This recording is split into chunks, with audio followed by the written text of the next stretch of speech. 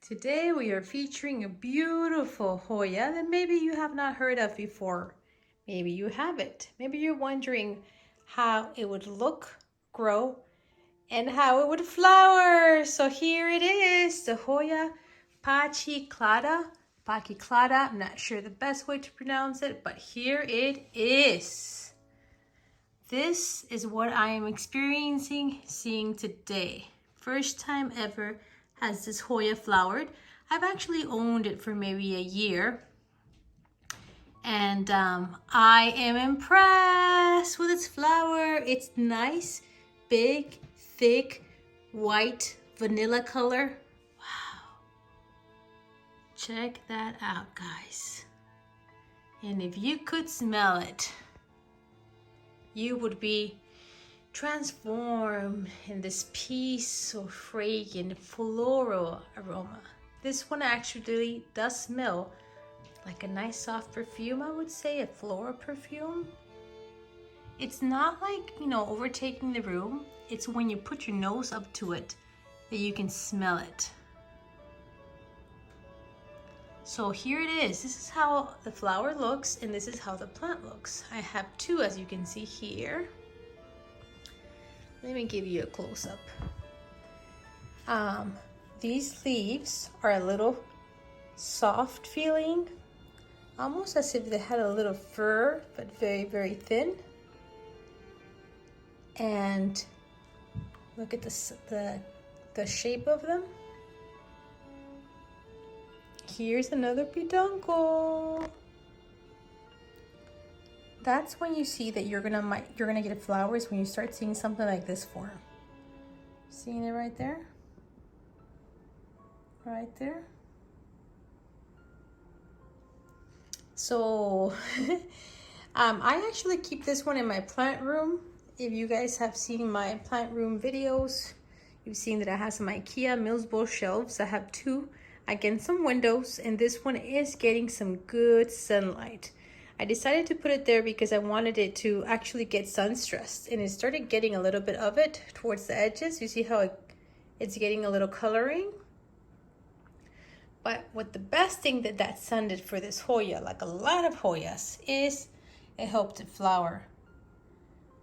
So far, all the Hoyas that I've had that I have flowered, it's the Crimson Queen, the Finlandsonii, and now the Pachyclada. They've all been getting direct sun, either in the morning or they're in the nighttime. And I'm saying it because I know a lot of times that's the whole curiosity of having Hoyas, is we want them to bloom. And we wonder what is the secret. So I'm sharing with you how I take care of this baby. As you can tell, in most Hoyas, they start growing these vines out. So you can either let it just grow out and down, or you can put it up in a trellis. This one was being very floppy, so I decided to put it on this trellis, and I love it. This trellis, I just got them from Amazon, and they were very nice and sturdy, and I think I got like 4 for $13. I can put the link, hope I don't forget, and that way you guys can see it. But it's from Amazon. You guys can do your own searches, plant trellises, and it was like $12, $13. It's made out of metal. This one here, I am searching. I have it where it gets morning sun, not afternoon sun, and I do not see a peduncle. What I do see is new growth here. See new little leaves that are gonna grow there? And a little leaf for me here. But I do not see a peduncle. So right now, the sun stress, it's pretty. So I wanted to also let you guys know that. I think a lot of us like plants that get sun stressed because they get that reddish, pinkish color.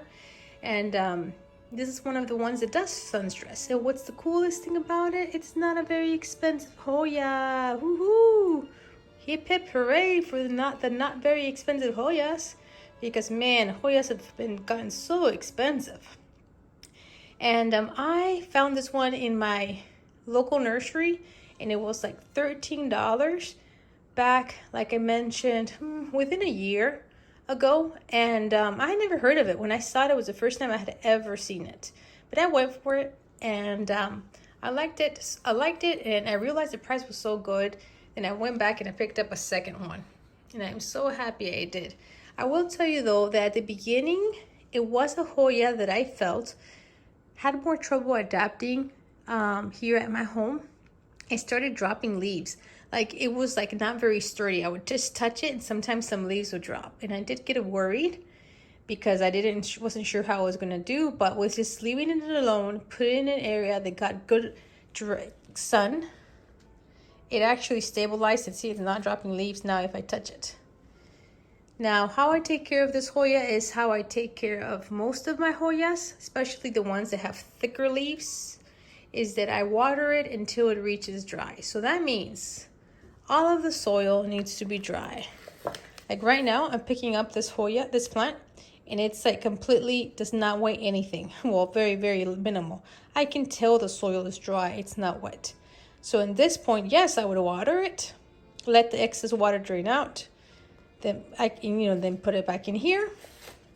Sometimes I water it directly in here, and you can always just throw away the excess water after maybe 30 minutes. And that's how I got a good thorough watering.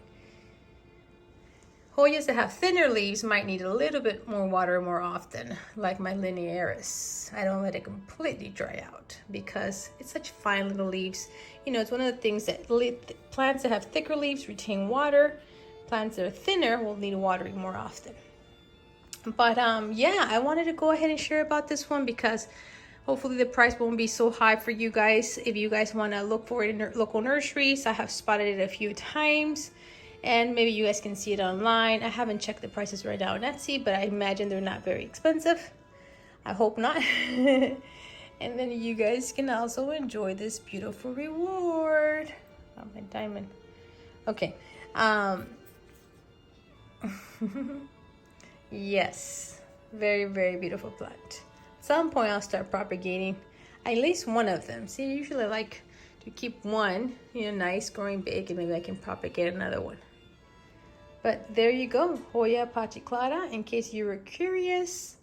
Its care, its growth pattern, the way the flower looks, if it can get sun stressed.